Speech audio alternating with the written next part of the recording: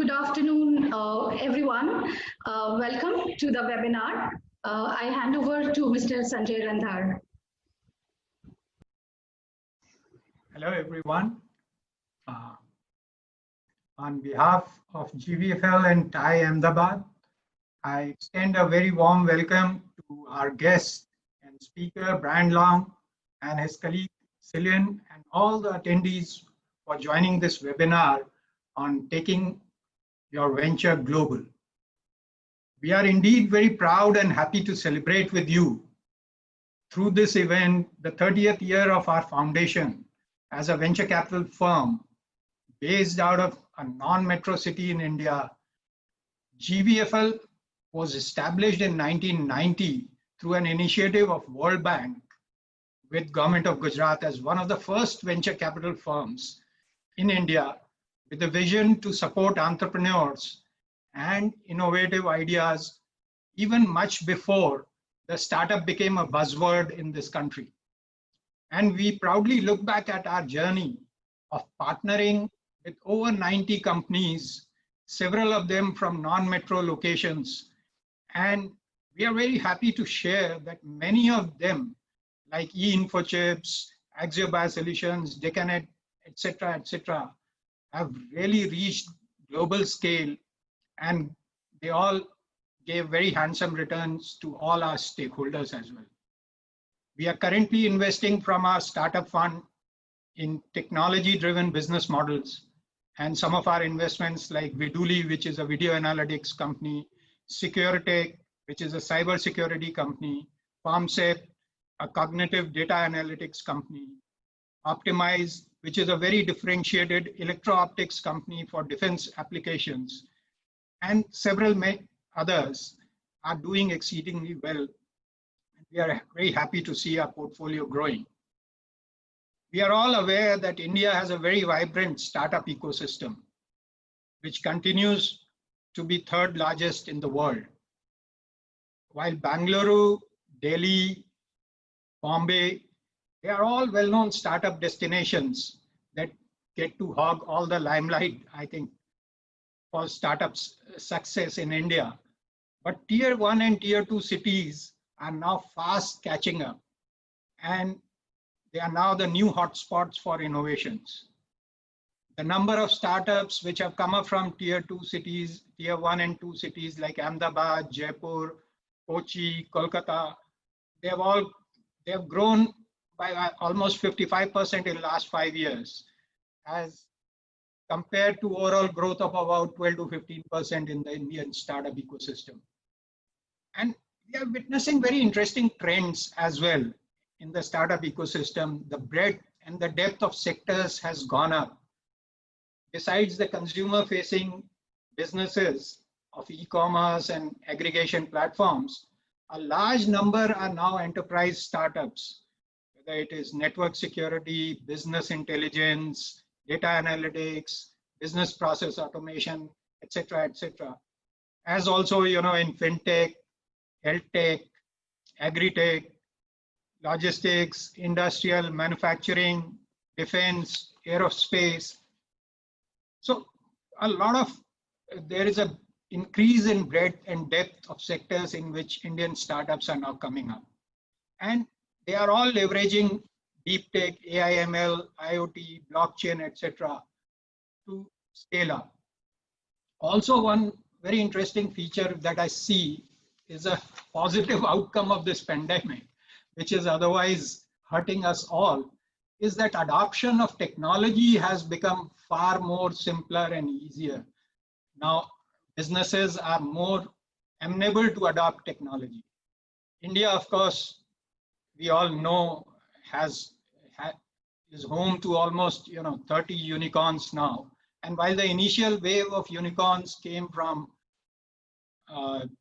e-commerce startups, except for perhaps in Mobi and Mu Sigma, now we are witnessing more B2B business models, which are garnering investor interest.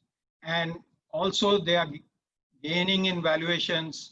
We have companies like Freshworks, Buildes, Rua, Pine Labs, etc., which are entering the unicorn club.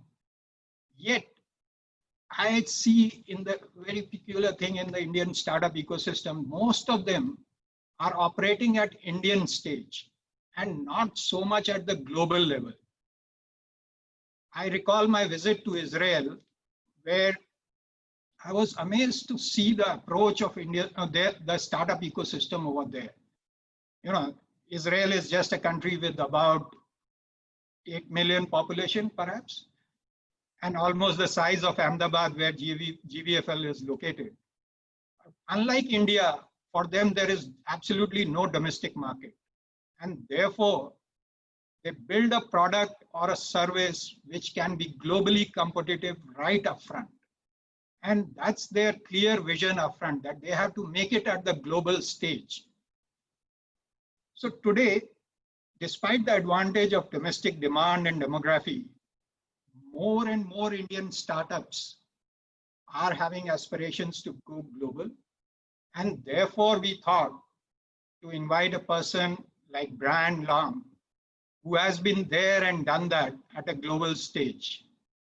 And we requested him to speak about taking your venture global.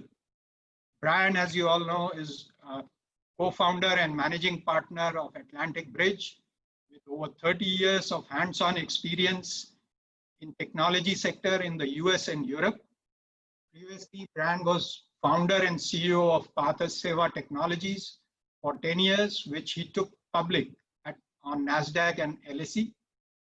He was also founder and chairman of GloNav, which developed the first single chip GPS solution used on Galaxy mobiles. And this was later acquired by NXP. Brian is also cited as the inventor on number of US and European IC patents and has been named in the Silicon Valley top 50 Irish tech executives. Brian grew up in Dublin and now lives and works in California. Brian holds an undergrad degree and a master's degree in electronics engineering from Trinity College, Dublin.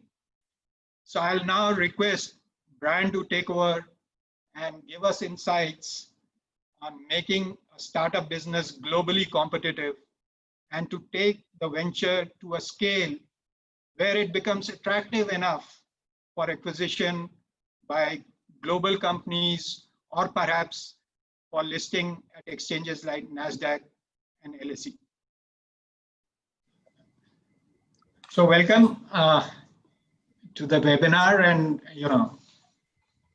I think you can take over. We would request you to give your insights on making the startup business global, making it globally competitive, taking the ventures when it becomes really scalable.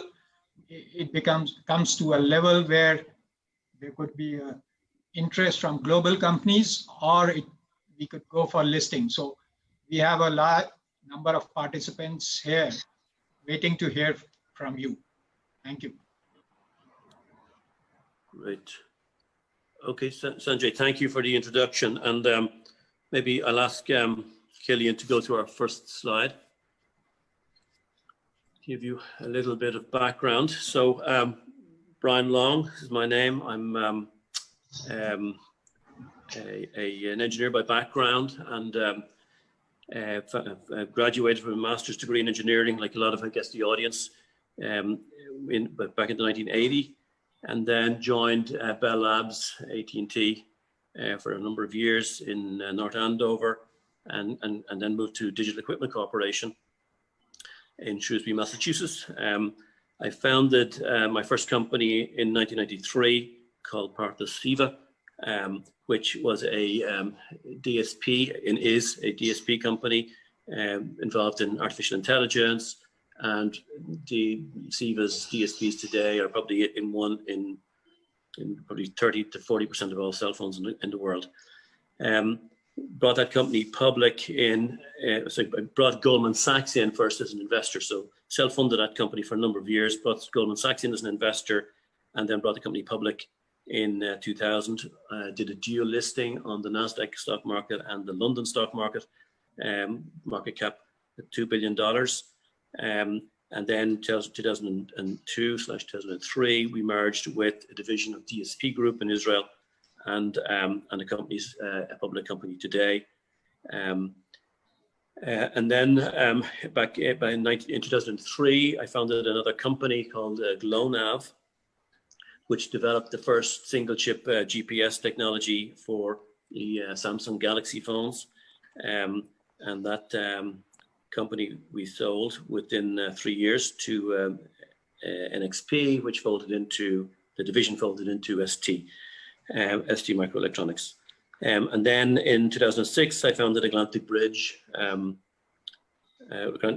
Capital, which initially was a relatively small fund, some of our own money, and a couple of friends and family, and private investors. And then from there, kind of scaled that with, today we've got 4 Atlantic Bridge funds. We've got, we founded Summit Bridge Fund in 2013, which is a China, Europe fund.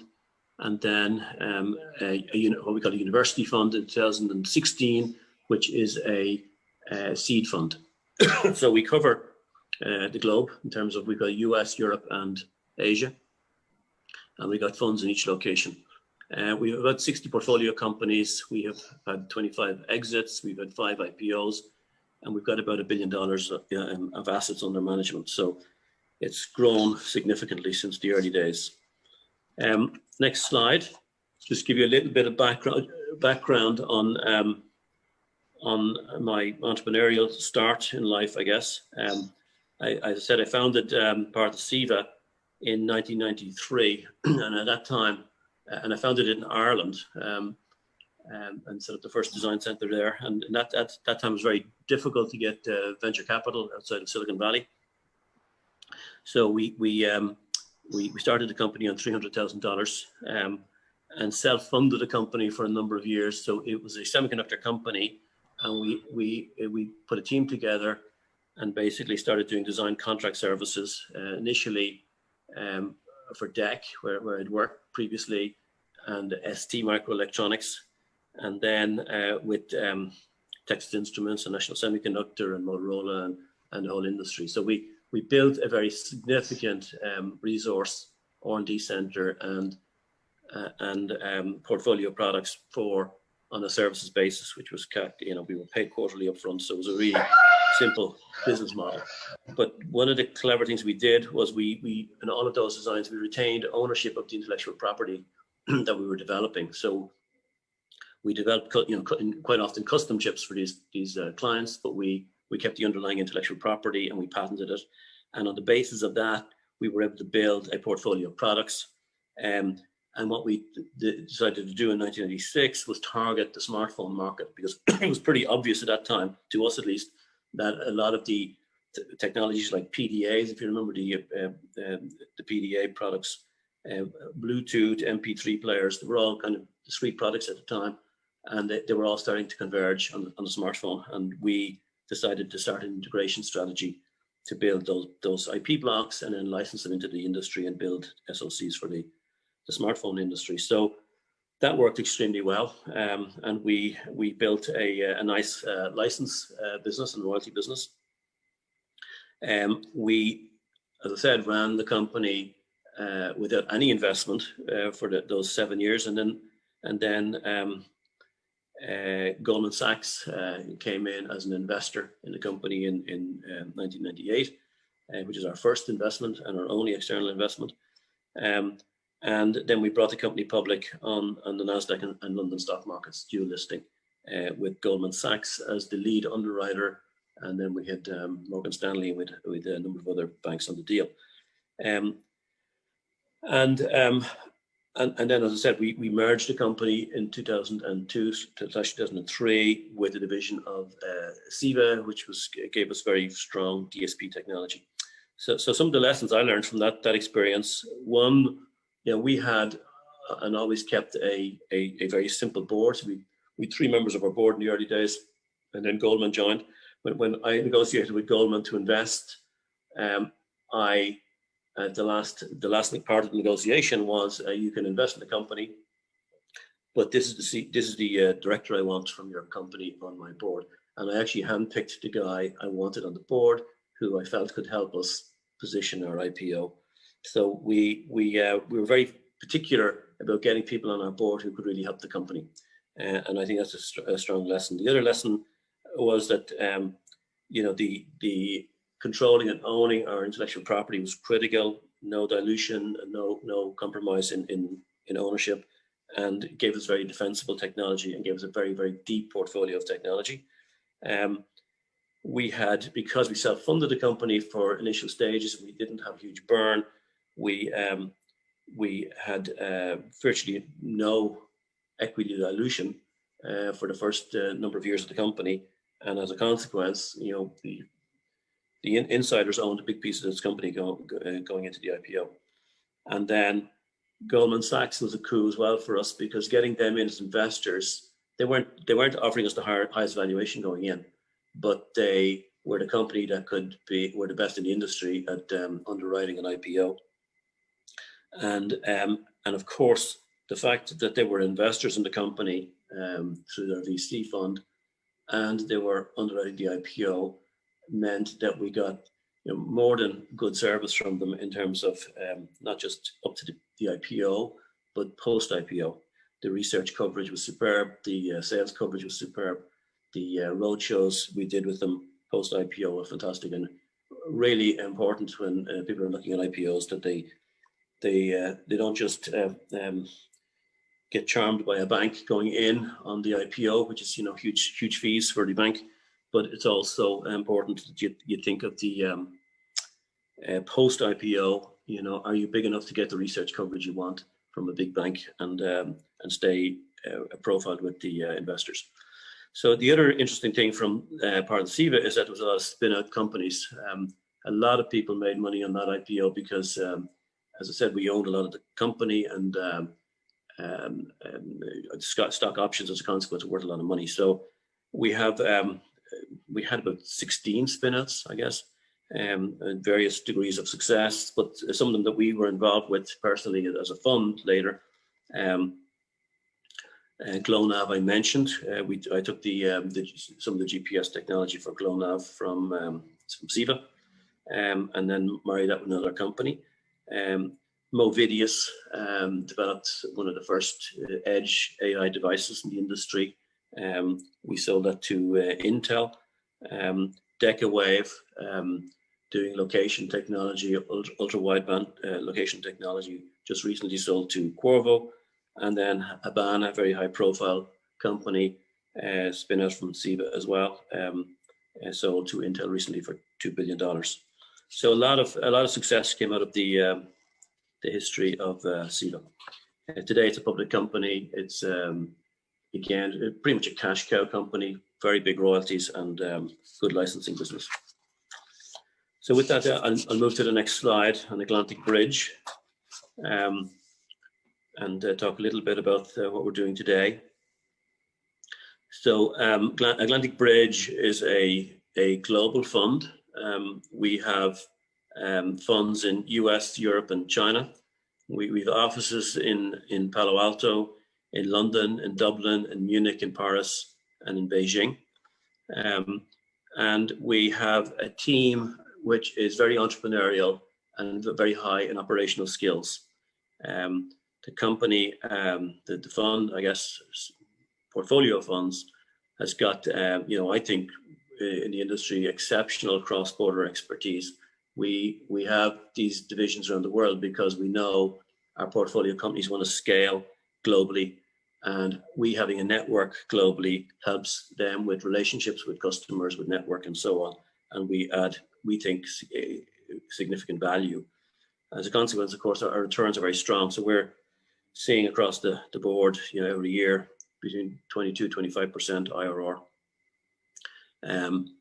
And we have built, partnerships across the world in the industry, tech industry, over 25 years. So the main focus of the Atlantic Bridge funds and Summit Bridge funds are A, B, C round type investing, and we can do later. and then the what we call our university fund is early stage. So on the next slide, Killian, please.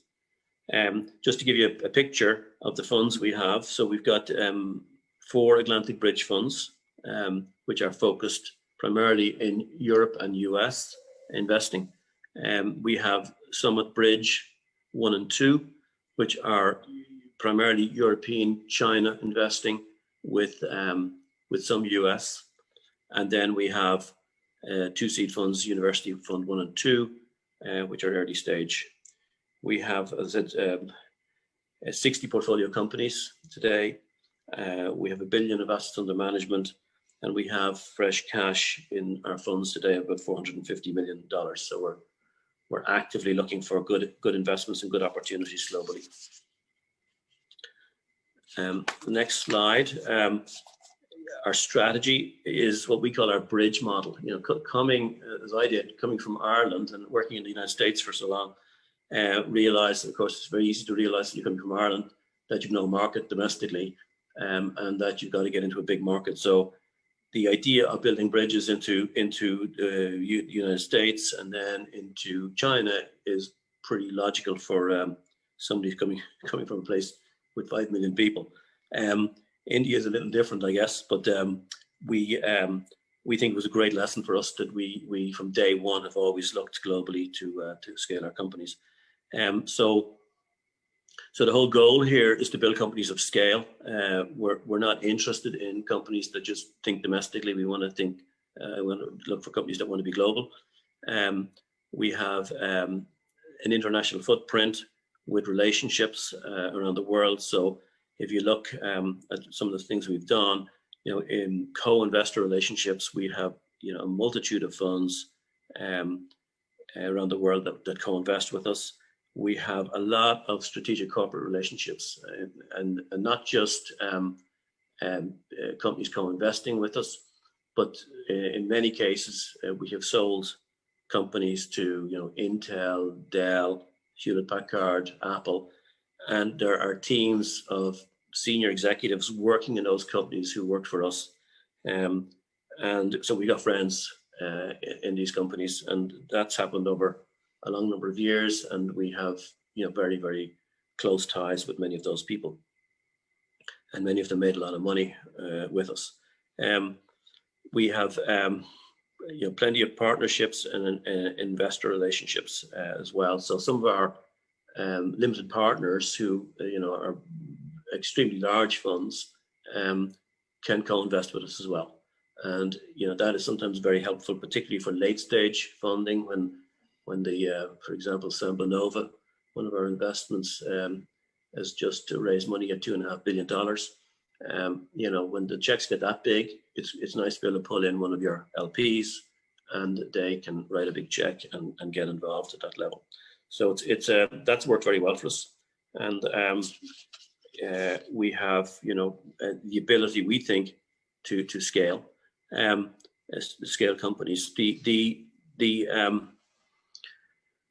important thing, I think, is that you know, every CEO, every entrepreneur we work with has ambitions to you know, grow globally. They want to get into the big customers. They want to have partnerships with the major players. So that network we have and those relationships we have are critical. But also, you know, when you think of maximizing the value of a company when it comes to an exit, you need to be in the shop window of the biggest shop in the world, which is Silicon Valley. I mean, 80% of acquisitions in the technology industry happen out there with those companies. So if you're not there, you know, you lose a lot of value. You lose a lot of them, and that, of course, we're finding now China growing in importance in terms of M&A as well. So we deliberately harness those relationships. We develop partnerships because partnerships are the first step to M&A. If the companies don't know you, they don't buy you. So you've got to get to know them. They've got to get to know you. You develop a business relationship, and ultimately you get acquired. So we think that's a key factor in everything we do. If we turn the slide, so on the next slide, it's just you know, relationships that we've built over 25 years. And this is only a selection of them, but I think it's really important element of what we do. So we've got a lot of corporates that co-invest with us. We've got corporates that invest in our funds as well, directly. And we have strategic meetings with many of these corporates discussing our portfolio companies, discussing their interests, and aligning what our companies are doing with their needs for M&A. We have a huge number of co-invest VCs globally, and again, you know, it's not just US or Europe, it's Asia, US and Europe. And then we have you know, a lot of corporate customers that we do business with, and a huge selection. Again, I think our relationships run very deep with many of these companies. You know, when you sell successful companies to big corporates, they remember it. You know, and you know, Decawave is a huge success for Qorvo. It's only in recently, but Movidius has been a huge success for Intel. Mateo has been a huge success for Apple. And they, not just the people and the technology, but what they've grown in terms of business from those acquisitions is just enormous. So I think you do quality deals with the big partners. They remember that, and they rate you as somebody who's adding a lot of value. On the next slide, just some of the cross-border acquisitions, and I think this is an important element. These are companies that we identified and invested in primarily in Europe, and helped them build in the United States and China, and then helped them exit to US corporations. So Decawave was a small Irish company, pretty much unheard of by most US corporates. A number when we invested, and we helped them put themselves on the map. We helped them. We talk about the value add in a few minutes, but we helped them build a board in the United States. We helped we actually got the CEO in that case to move to the United States, to Silicon Valley, and built an office in the Valley, and developed strategic partnerships with a number of customers and companies, and then and got an exit, to 400 million exit last two quarters ago to Qorvo. Mateo, same thing. They're a German company, you know, known in Germany, but not known outside of Germany particularly. Again, we helped them build a presence in San Francisco. We helped with their strategic partnering with a number of multinationals, and ultimately they were acquired by Apple. Movidius was the same. We again, a company started in Ireland, and again, we helped them build.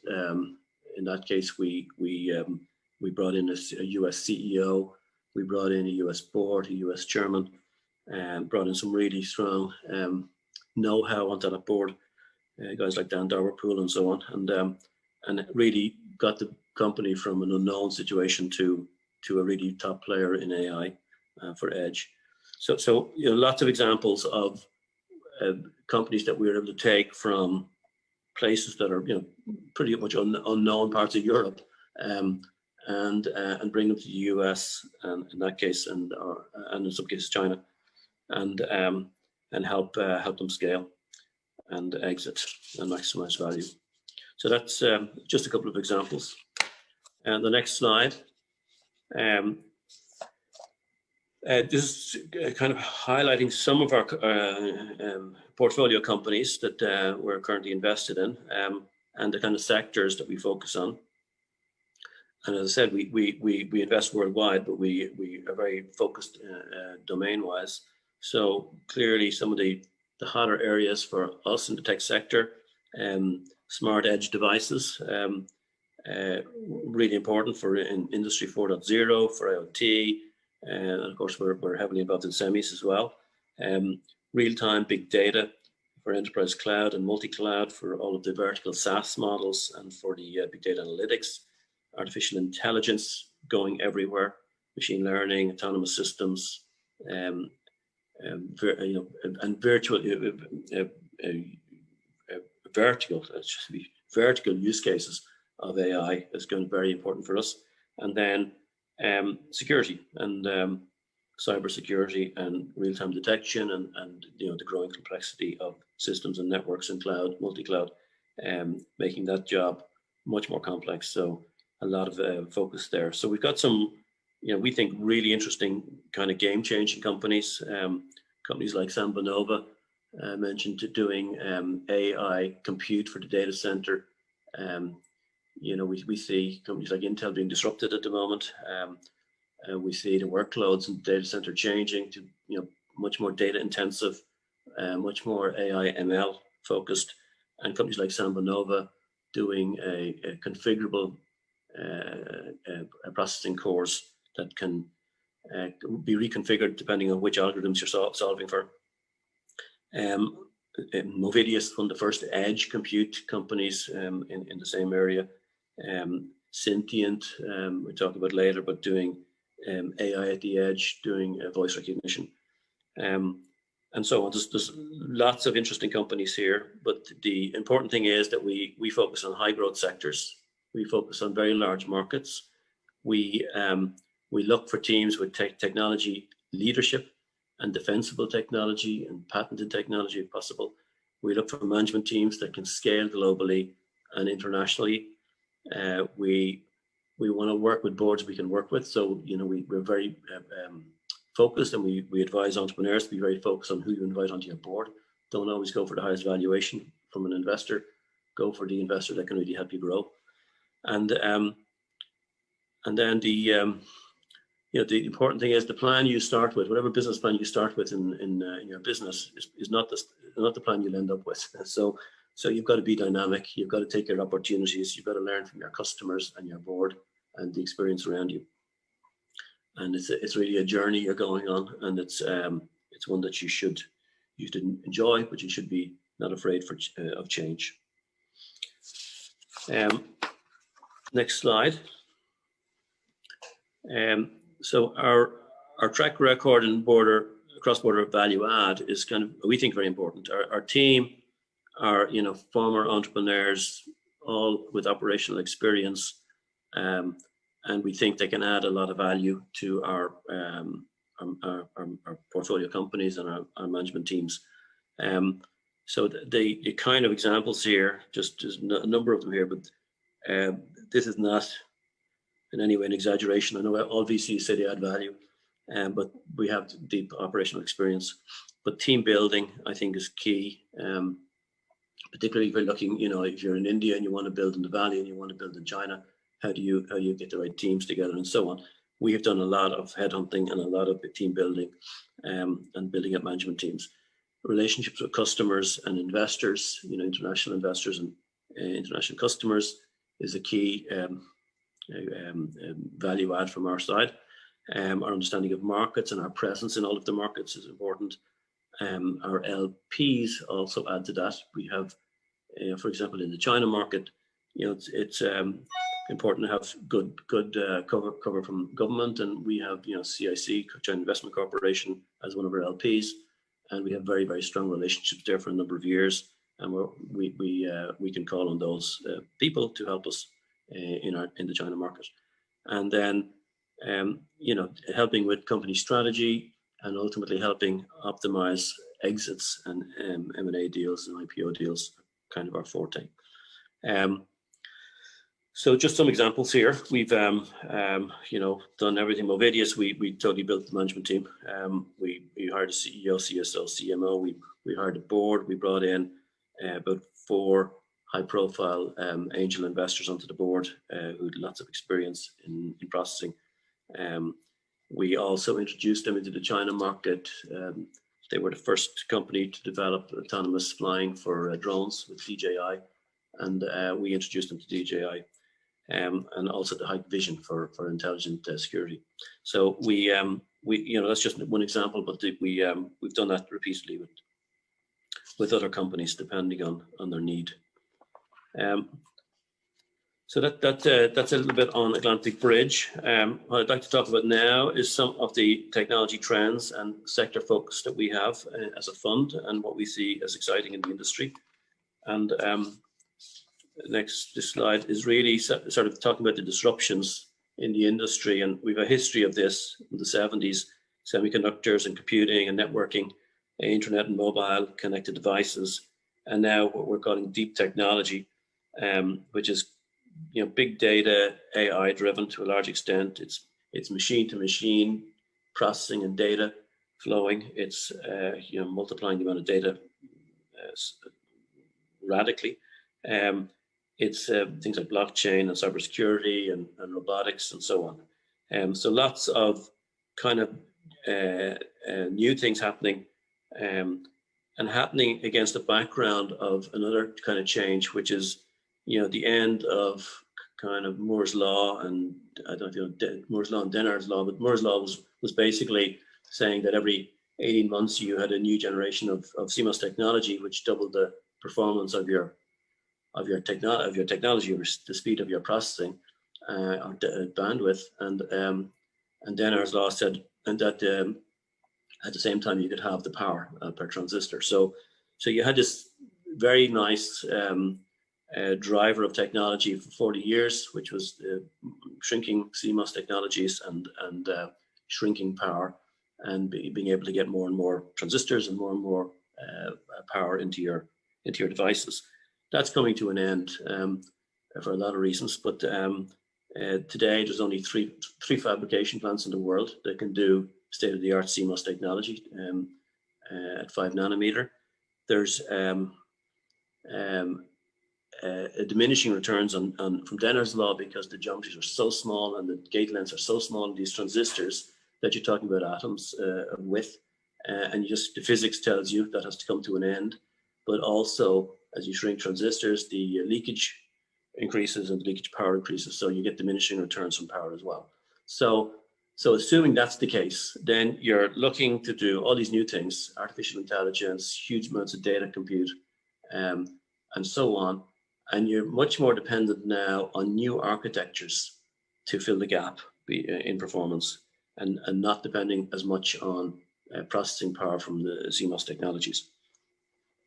So you're looking at a whole lot of new companies potentially emerging here, like Sambanova we mentioned, which are looking to re-architect an awful lot of the ways we handle compute and data transfer, with much more innovative and much more suitable solutions for big data, ingesting huge amounts of data into a system, and computing, and how you do that in an optimal way, and then how you handle AI ML workloads, which have these enormous models that are growing exponentially every month. So that's the disruptions. And then next slide, looking at some of the big themes behind that, and some of the big themes, internet and mobile, big data and multi-cloud, Internet of Things, and Industry 4.0. And the big challenges that brings. How do you compute these huge amounts of data? How do you ingest them? How do you do AI ML compute, AI machine learning compute in a more efficient way? And what you find is that you build a computer, you can build a dedicated accelerator, for example, for AI to work for certain workloads, but for other workloads they'll be very inefficient. So how do you map, and this is the Sambanova solution, that you map the architecture to the use case? You need to have it configurable. How to handle big data with machine to machine. I mean, you've got potentially tons of data coming from manufacturing plants, looking at robotic equipment, training robotic equipment, optimizing the models, looking at yield data, so on. This machine to machine data is exploding. How do you handle all that data? How do you scale the network to cope with that? With multi-cloud, multi-campus, multi-office, edge devices, and machine to machine. And how do you secure the network, and how do you secure the data with the attack surface becoming so huge? So there are all the challenges that are ahead of us, but also driving the next generation of big companies. And there are lots and lots of innovations going on to try and tackle these problems, and that's where we're going to see the next big multinationals. So some of our investments, we mentioned Sampanova, and Nuvia is looking at changing compute as well for the data center, moving to more generic type architectures, away from sort of traditional x86 solutions. We're looking at network as a service, where SaaS business providers can dial up bandwidth as a service, and cybersecurity, with all kinds of solutions for edge use cases, for microsegmentation of the network, and so on. So lots and lots of innovation going on, with these huge challenges ahead. The next slide. IoT space is particularly interesting. We think, and we're looking a lot of use cases there. But if you're looking at Industry 4.0, all of the technology required to drive the next generation of manufacturing and industry. You look at intelligent edge. You look at big data use cases. You've got a huge number of opportunities in the industry, and you've got huge challenges as well, because many of them are finding generic solutions for these diverse set of use cases is difficult. So we have we look at everything in our fund. We look at everything from the sensors at the edge of the network, so the MEMS devices, for example, because the AI solution you have is only as good as the data you ingest. So having the right data is critical, and in terms of machine to machine, having the best sensor technologies, the next generation of sensors, obviously gives you the best data, gives you the best AI. So it starts with sensors and machine to machine stuff. One good example here from our side is a company called Caption Health, which has developed, and healthcare we see as a huge market for AI and for edge, but it's basically replacing the ultrasonic scanning of organs, so heart and lungs, for example, which you need a specialist in a hospital to run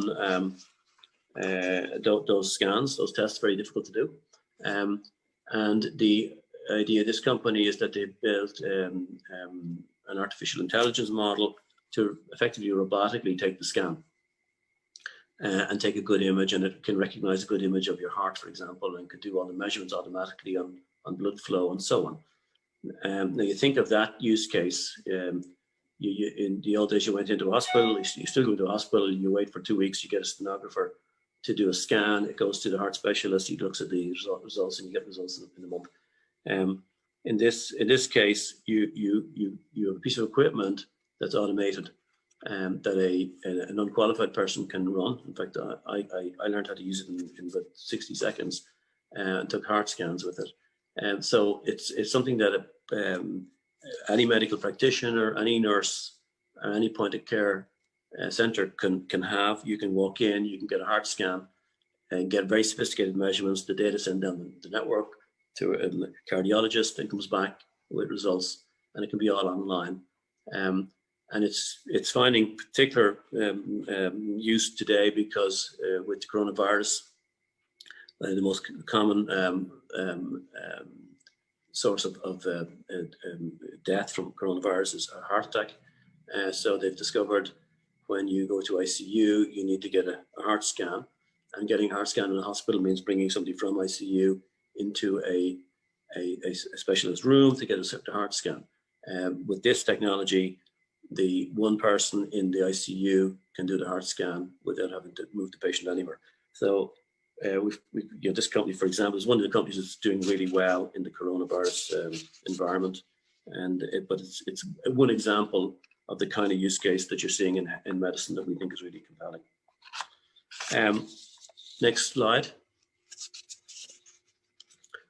So the investment in deep tech is exploding, and it's always interesting to look when you're looking at what sectors are hot and not hot. That you look at where the investors are putting their money, and artificial intelligence is by far number one. But of course, artificial intelligence is not a market; it's a technology, and it's going everywhere. But 47 billion still is like a very significant a number, and growing at a very rapid rate. Biotech, photonics and electronics, and robotics for driving Industry 4.0. So a lot of exciting kind of sectors there. We are very much involved in all of the big sectors. Next slide. So people are talking about the coronavirus and what's the impact of coronavirus on industry and tech industry in particular. And we don't see coronavirus making any fundamental changes. We just see it accelerating the trends that were already happening in the industry. So we're seeing, and you see it, everyone sees it, I guess, the online retail, the working from home and collaboration software, the streaming services, the healthcare, and of course you've seen an acceleration of investment in healthcare. But we have, a number of companies there. Well Air, for example, we've got a company that does plasma cleaning of the air, which kills the virus in the air, and kills all viruses and bacteria and VOCs, and makes them harmless. And it's just an air cleaning system that we think should be in every business. It should be in every conference room and should be in every airplane and classroom. But it's about a 5-year-old company. They were selling into hospitals and aftercare centers for the first number of years. Now the Chinese in the last year have done a deal where they want to manufacture in China and mass produce the products in the huge factories, and the same was happening in the States. So it's gone from a kind of a niche product to mainstream, and we think everyone's very conscious of air quality today, and this is one of those interesting solutions that we see emerging very strongly from. So there's specific winners, I guess, in the healthcare sector, but in general, we think the trends that we're seeing, collaboration, work from home, streaming, online services, all just accelerating and benefiting a lot of companies. The next slide. Just is an interesting graph of some of the winners and losers in the public companies during COVID, and we see a lot of winners, and some of the areas we talked about, so streaming and online and healthcare and collaboration, very much at the front of that winning stream, and then obviously some of the losers in travel and hospitality and so on. Some obviously will recover at some stage, but badly struggling at the moment. So we're very focused in the tech areas that are in the winning sector of this, and we have, as I said, some that are particularly successful in this current environment. Okay, on the next slide, we talked about edge compute and edge devices, and edge compute is something that we think is growing in importance. We mentioned Movidius as one example of edge compute, but the reason why you're moving compute to the edge, particularly for AI use case, is because of latency. You want to reduce the response time of the system to a minimum, and you want to also reduce the amount of data that travels between the edge and the core. So you want to do as much processing at the edge as you possibly can. So examples, Movidius, they were the first to put, as I mentioned, edge compute into, for example, DJI drones for collision avoidance. DJI were the first in the industry to have collision avoidance on the drone. And in that case, if you consider it, the use case, the drones are flying at 50 miles an hour. They see objects in front of them. They have to respond quickly and avoid a collision and make a decision on new vectors. And in that case, the response time latency, overall latency, has to be less in tens of milliseconds. So if you thought about trying to do that processing in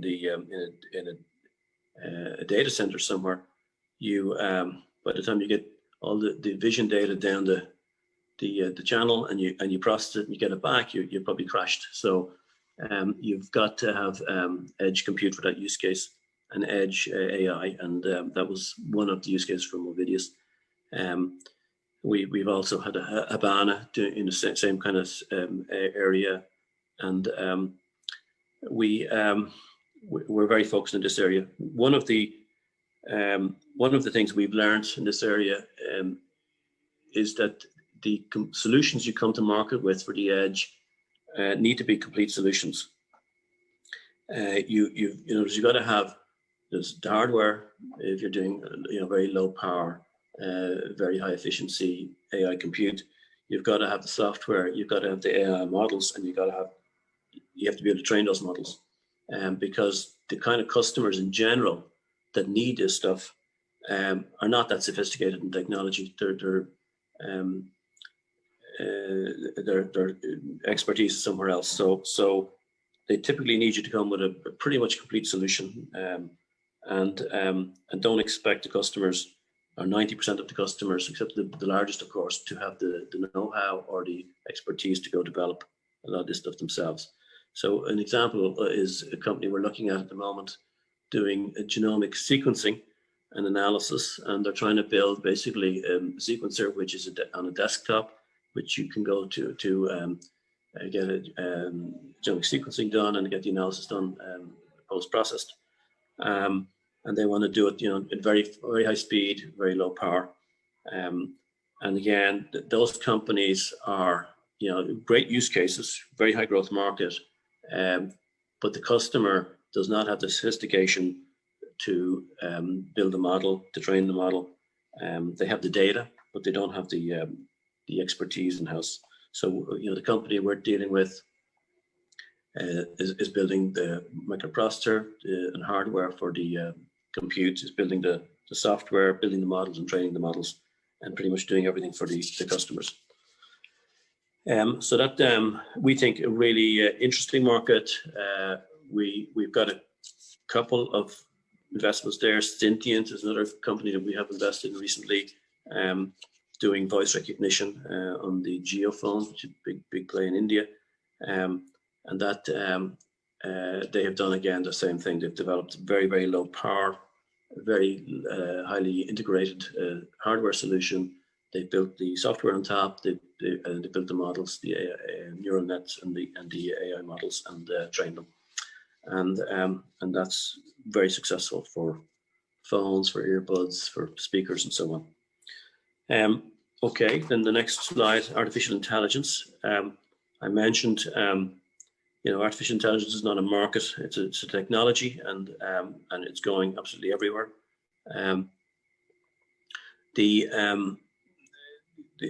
I guess the issue here is that the technology is moving at a tremendous pace. So, and you're seeing this stuff being published regularly. But Microsoft published early this year that they developed a new AI model for human language, which everyone's trying to figure out, how do you develop a language recognition which can recognize the context of sentences, not just simple instruction. So full paragraphs, and the problem gets pretty complex pretty fast. But they announced a model that they'd built in January with 18 billion nodes in their model, and they used I think 1,000 GPUs from NVIDIA, and then working with Sambonova in the recent past, they built, they announced yet, but they built a model that's 100 billion nodes, and so on. You get a feel for the pace at which this technology is moving, and the complexity that they're trying to solve for. And that just goes on. And of course, as I said, you don't have Moore's Law to help you anymore. Not that you do, but not to the same extent. So it's slowing down. So you need these new architectures and these new companies to develop solutions that are very, very power efficient and very compute intense. and can handle the amounts of data required. So this market, is developed, is according to Gartner, generating 2.9 trillion of business, and huge productivity gains in the next years. And then next slide, the cloud economy. We're talking about remote working. We're talking about machine-to-machine data and analytics around that, and Industry 4.0. We're talking about SaaS models and people providing, say, medical care as a service remotely, and then and the technologies around that. So, the impact of COVID-19 on the cloud market is expected to drive it, from 233 billion to 295 billion by 21. So a CAGR of 12.5% year on year, with a in a huge market. So we think this is a really interesting space for us to focus on, and we have a number of investments in this area, and we will continue to invest very strongly in cloud, hybrid multi-cloud, and the complexity that's around that. So with that, I'll talk a little bit about India and the opportunity there, and things are changing, we believe, in a very significant way. And the first thing to say here is that the consumption, it's a consumption-driven economy. 1.35 billion people, and 2/3 of that population are within the working age, which gives India a great demographic for building an industry advances. India is ranked 3rd in the world for startup activity, which kind of surprised me, but for 14.5 billion raised in 2020, which is enormous, and it's growing rapidly, and 7th largest IT spend globally. So it's an economy with the right demographic, obviously incredible scale, and growing in ranking very quickly, and a massive IT spend. A lot of that's driven by government reforms. You've had lots of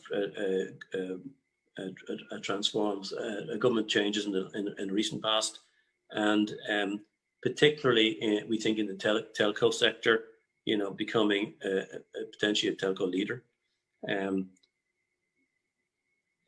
Also data center, we think India can become one of the largest centers for data in the world. The new data protection bills that were announced in India recently are moving that direction also, and helping that industry scale in India. And then, of course, related to that is the need for cybersecurity and the growing challenge there. And that becomes something that India can grow very successfully in as well. FinTech, one of the big drivers of the technology there. And it looks like the automation, intelligent automation, can grow the Indian economy to $5 trillion in the next 5 years, and that's Gartner's view, or Ernst & Young did a report also on this. So really an exciting market. I think timing is great to start focusing on investments, and we are definitely looking at India as a place for future investing.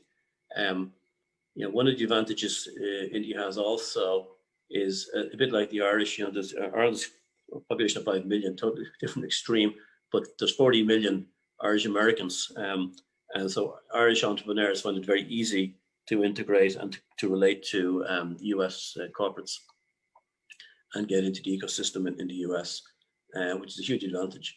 India has the same advantage, we think, because a lot of the best technology companies in the United States are driven by people of Indian origin, and some of the brightest engineering talent is there, and a lot of course the R&D is done in India as well. So there's an automatic bridge there, and an automatic, very receptive, I think, ecosystem in Silicon Valley for entrepreneurs in India. So I think leveraging that bridge is really important. We have done it all our careers, but we think most entrepreneurs in India have the same opportunity. And then the next slide,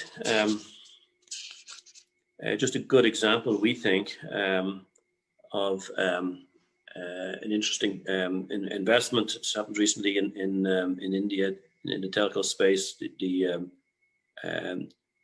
The launch of the Jio phone, Reliance Jio, and the infrastructure that they're building as well. So the Jio were the first people in the world to develop very, very low cost competitive phones, and I think the price going from $158 typically to $20. And part of that is a company that we're involved with called Sentient, which does voice recognition. And the nice thing about voice recognition, besides the fact that it's convenient for people to be able to give commands, voice commands to a device, it's also probably the cheapest interface you can possibly put in a system, because you can do very sophisticated mobile internet related processes, and initiate them with voice, and you don't need a screen, and you don't need a keyboard, and you don't need all the other paraphernalia. You can just use voice. So it is not just convenient, you can think of very intelligent devices that are just voice enabled and can do very sophisticated things. And that's part of the success of Jio, that they're building, very low cost, but pretty sophisticated phones that can do pretty amazing things with incredibly low price using voice. So you've probably seen in the last two quarters, Google invested $4.4 billion in Reliance. We've got Facebook invested, KKR invested, Silver Lake invested. So there's billions. I've said 15.2 billion, but it's a lot more than that right now. It's growing, and they're just sucking in money because India is the fastest growing market for mobile. Jio have the most competitive solution. They're building the infrastructure. They look like they're positioning, in my view, to be a major player in both infrastructure and probably capitalizing on some of the misfortune of some of the Chinese suppliers in the industry, but certainly in the right market with the right technology at the right time and getting the right backing. So we're pretty happy that Sentient is now, one of our portfolio companies is now in all of the Jio phones, and Jio looks like it's on fire, and so is Reliance infrastructure.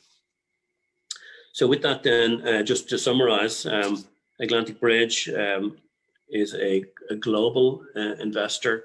We've got good resources in all the major geographies for technology. We focus on deep tech and B2B use cases. We have a team which has got lots of experience, but lots of industry experience, lots of operating experience, and lots of entrepreneurial experience. So we think genuinely we bring a lot of support and assistance to our CEOs and our portfolio companies. We have great international relationships in all of the key markets, US, China, and Europe.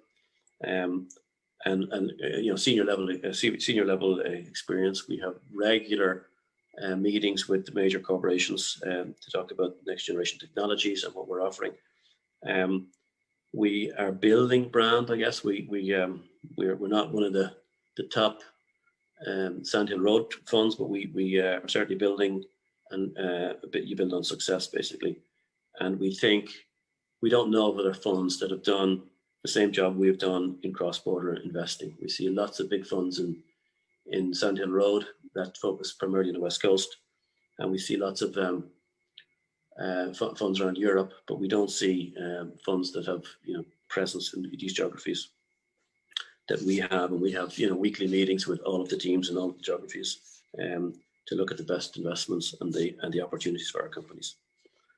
So that's really the end of my presentation, and I'm look forward to taking any questions. So thank you, Brian. A lot of insights and interesting information. We have a number of questions that we have received here at the webinar and also from the live on Facebook. Maybe I can pick up one or two because I see most of the questions have got covered in your presentation as well. One of the questions that I have received here from one of the participants, he says, majority of these startups are in tech-enabled B2C service businesses. The only differentiation is which startup has raised higher venture capital funding to buy growth. Therefore, startup founders focus more on the fundraising, probably compared to the overall business, and that possibly becomes secondary. So the question is, you have been an entrepreneur and we see, what would be your advice to the startups in terms of balancing the traction, business, and the fundings? I think I heard that. I'm sorry, my sound is so poor. But it's balancing the funding need with the technology. Yes. Okay, I'm going to put in a pair of headphones because I'm sorry. So it was balancing the funding need with the rest of the business operations and everything else. Yeah, well, it's not an easy question to answer because an awful lot of CEOs get frustrated that they have to spend too much time on fundraising and not enough time running their businesses. So I think a couple of things. One, I think CEOs should so first of all, the VC industry tends to kind of follow the leader a little bit. So you're going to have certain sectors that are on fire at any given time and out of fashion at other times. And you've got to try and ignore that a little bit because that changes on a regular basis. And of course, you're on a path which is multi-year path. You've got to kind of think further ahead and longer term. So don't be overly swayed by what's in fashion and what's hot and changing your story to suit. I think the important thing in my view is that you focus on trying to attract investors that can help you build your business and help you with your strategy and help you with your market. Because the more successful you are in your business, the easier the fundraising gets, I guess. And I don't be obsessed, as I think I mentioned early on. I think it's really important that entrepreneurs think hard about who's on their board. That you focus so much on building a world-class management team, and you want to hire people, and you interview them, and you do all this hard work, and then an investor comes in, and anyone can land on your doorstep in your board meeting, and you have no idea who they are, and if they're the wrong person, they can cause you huge damage in your company. So you've got to be selective in who's coming into the company. Not always go for the highest valuation, but go for the group that you think can add the most value and help you in whatever area you want to be helped in. So I think that's important. And it's not an easy balance. I know that the balancing of fundraising and operations and building a company can be in conflict sometimes. But there's no easy answer to that question, I'm afraid. It's just you do your best to if you're on the right path and you're getting the right growth and traction, the fundraising gets easier. That's all I can say. Well, thank you very much. I took that question because we had multiple attendees who wanted to know about it. I'll take one very different question. This has come from Mr. Mihir Joshi. You have founded and took an IP platform startup to IPO, which is a great and inspiring success story. Looking at the current technology scenario, how would you advise on protecting and commercializing IP, and what could be the business model? So, So it's really important to protect your IP for defensibility reasons, because there's lots of copiers out there. So, I think two things are important. One is confidentiality, that you're in R&D mode. You want to get a product in the market. You want to get ahead of competition. Don't let your competition know what you're doing. So that's first thing. So not always the right solution to go patent something because you're publishing what you're doing. So sometimes you want to delay that. But I do think protecting your IP and making your solution defensible against competitors is kind of the critical thing. I don't see many opportunities to be in a pure IP business these days. I think the that kind of period is gone. I think it's now what do you do with the IP, and I think you want to have repeatable, scalable business models. So SaaS models, semiconductor models, chip models, licensing models. Scalable business models are really important. And I even have doubts about licensing and partnerships in some of those cases where you may dilute your intellectual property. I'm very cautious of, and we've had bad experiences in the past of doing joint development deals with major companies, and then they claiming ownership of some of your IP. So you've got to be a little careful that you don't contaminate your intellectual property by either giving too much away to customers or partnering too closely with customers and disclosing too much. So I'm just paranoid about protecting IP, keeping your ideas as best you can secret, and not being too trusting of big corporations that want to know everything you're doing. So that's experience, I'm afraid, from negative experience I've had in the past. Right. So, Brian, there are multiple questions. I'm possibly going to just take this one as the last one, since we are sort of conscious of time. You have talked about, the specific technology areas where, most of the successful innovations and disruptions are happening.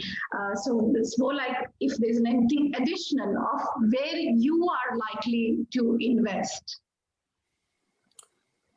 What sectors in AI? Is that what you're asking?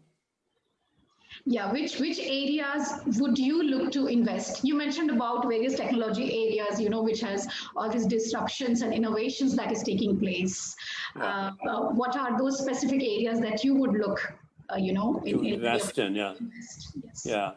Well, we're very focused on AI use cases. So we're very focused for AI in healthcare, for example, we mentioned. And I mentioned the caption health example.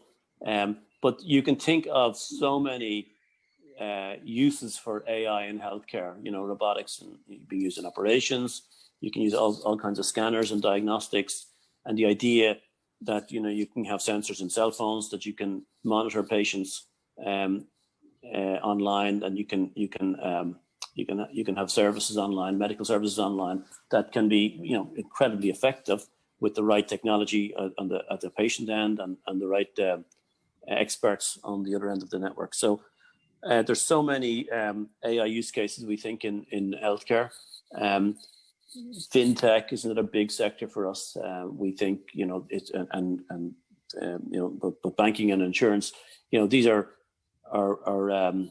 old style businesses that haven't changed with the times, that now you're seeing some, up and coming, very interesting companies able to take,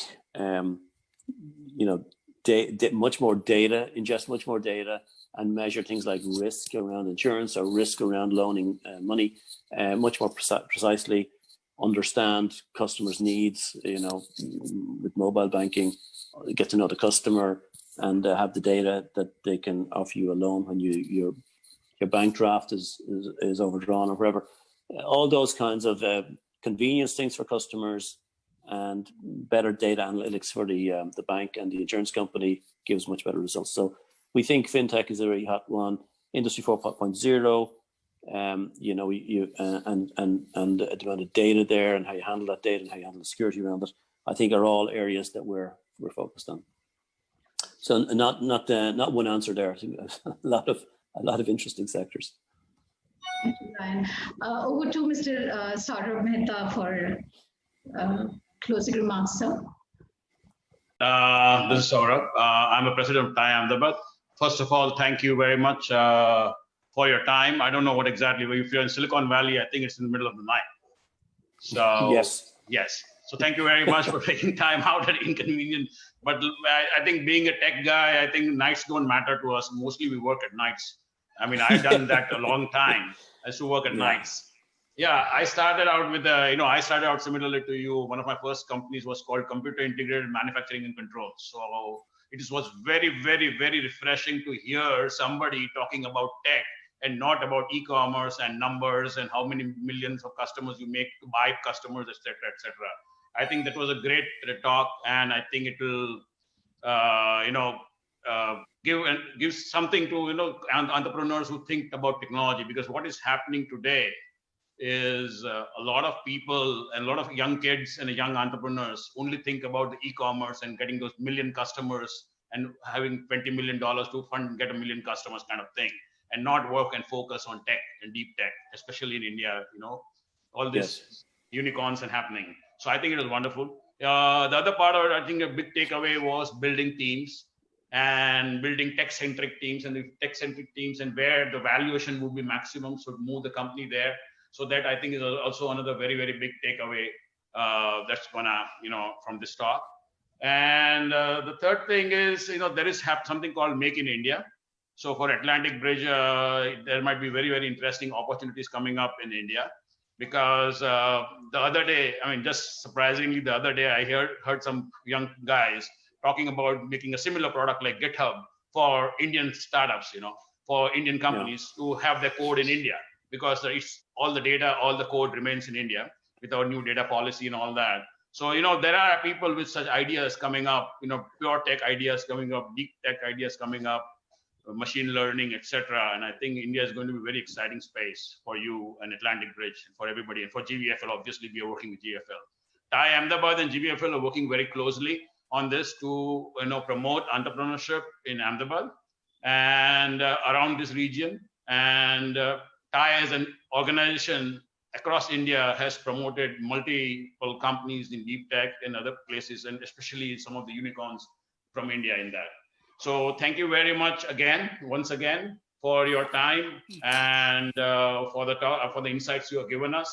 And I hope you have motivated a lot of people on this webinar to now start thinking that deep tech also has a meaning and can make money out of deep tech too. Thank you very much. Great. Thank you very much. Thank you. Look forward to it. Yali, I think it's up to you. So thank you everyone once again for giving your time, and for everyone who has attended this webinar today. Thank you once again, Brian and his entire team, Sanjay Randhar and the GVFL team. Thank you, Sharvil, and thank you, Saurabh Mehta, for being part of this event today. Thank you and have a good evening. Thank you very much.